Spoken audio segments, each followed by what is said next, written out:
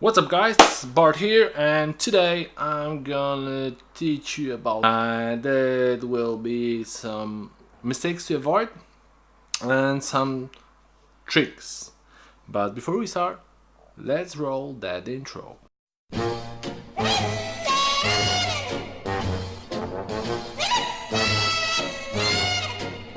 You can have it if you want it.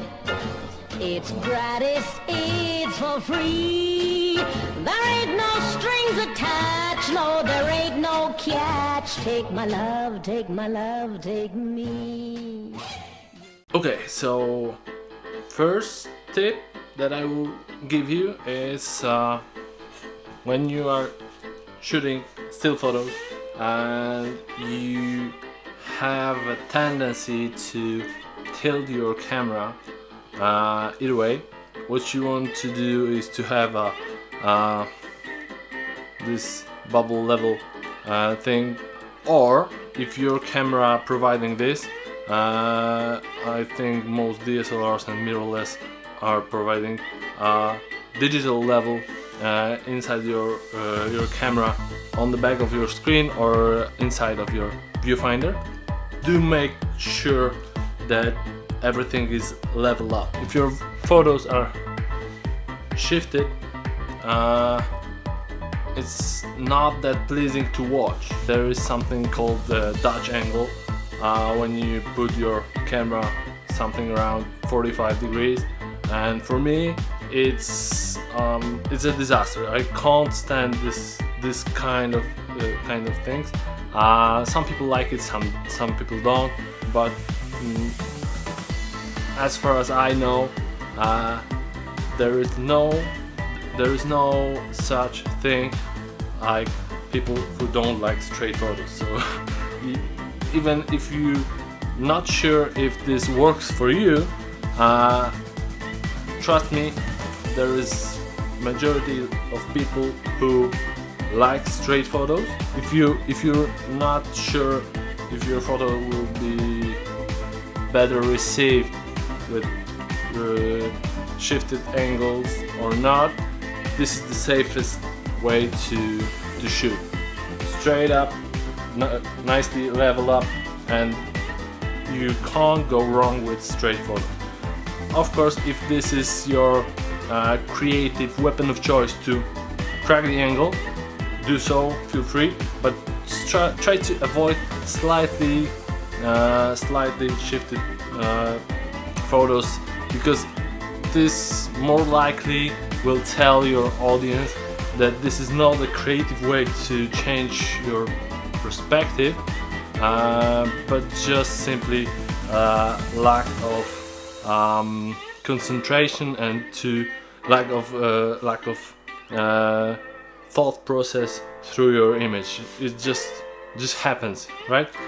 Okay, second thing, if you're with me on this channel, you might notice that I'm not using camera strap, and this is not because I'm lazy and I don't want to put it right here, but for those who don't know, I started my photography with pet photography. So I used to shoot dogs and cats, and if you're trying to make this photo and you're up close to a cat or kitten even, and you have swingy colorful thing going on right here, you can't capture a photo because this kitten or this puppy will immediately go after this swingy little thing. So to avoid this kind of situation, I remove my strap.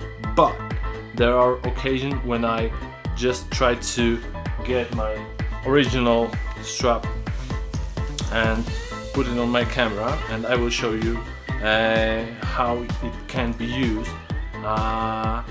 Let me think how to put this. Maybe just okay, like this.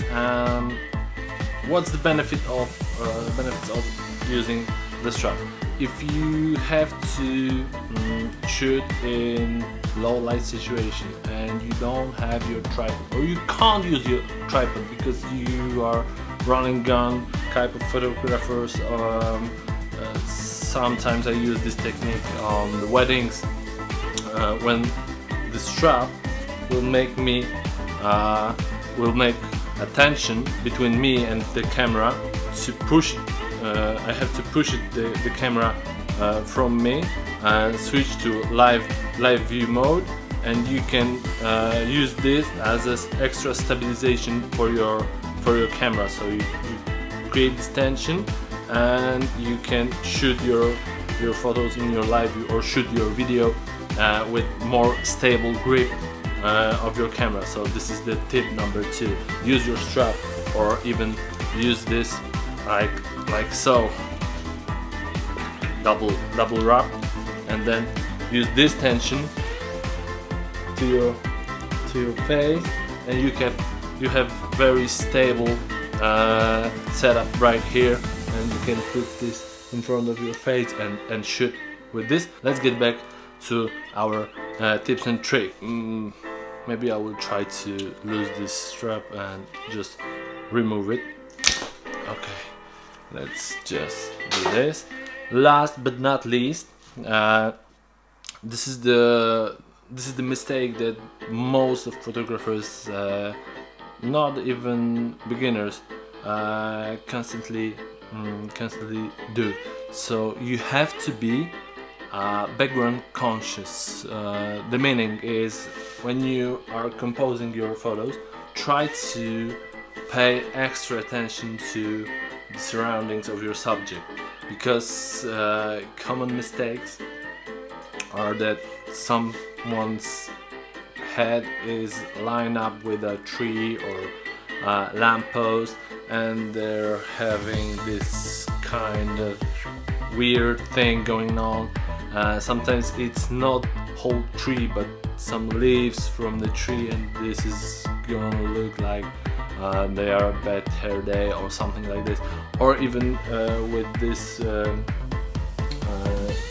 side face kind of photo, when someone have some object interacting with the line of the face, it's distracting, and it's sometimes that hard to remove this thing, that whole photo can be ruined, and you have to delete this image. So try to study the background. If you have enough practice, you can use this background to your advantage. So for example, if you see something like windows or shapes in the background that might act as a frame within a frame, you can use this information to create some creative way to create more meaningful photos. So this is final third tip, or even more so, like a mistake to avoid. So try to be background conscious. Try to look through the lens.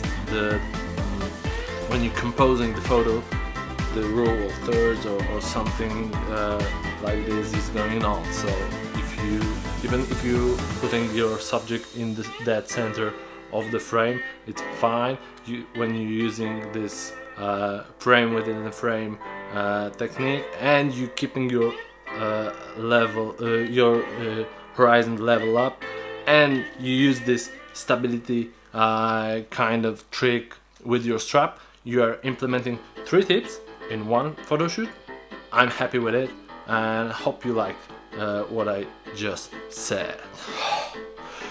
Okay, to wrap this up, I gave you 3 tips and tricks.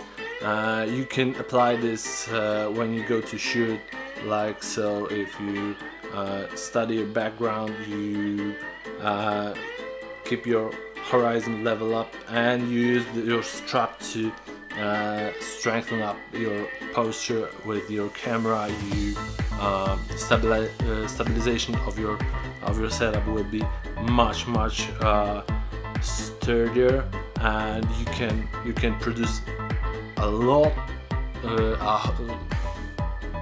more. You can produce more appealing photos with these 3 techniques implemented in one photo shoot. Okay, so this is it for me. Hope you like this video. If you like this video, please hit the like button. It will help me a lot. If you don't like, you know what to do. And if you haven't already, please do subscribe to my channel. If you want to be notified every time I upload the video, please hit this bell icon over there, and leave me a comment if you want something specific, some specific topic to be addressed in my videos, and I will see you in the next one. Bye!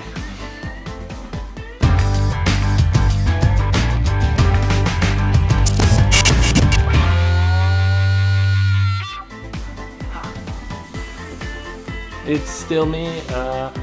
I see that you haven't gone anywhere, so if you like my videos, please leave me a comment. You can follow me on my Instagram or my Facebook page, and this is it. Go home. Bye. Go. You're still here? Go. I said go. Go. I will be back, and I will be back on Friday. This time I promise it will be Friday. So go, bye.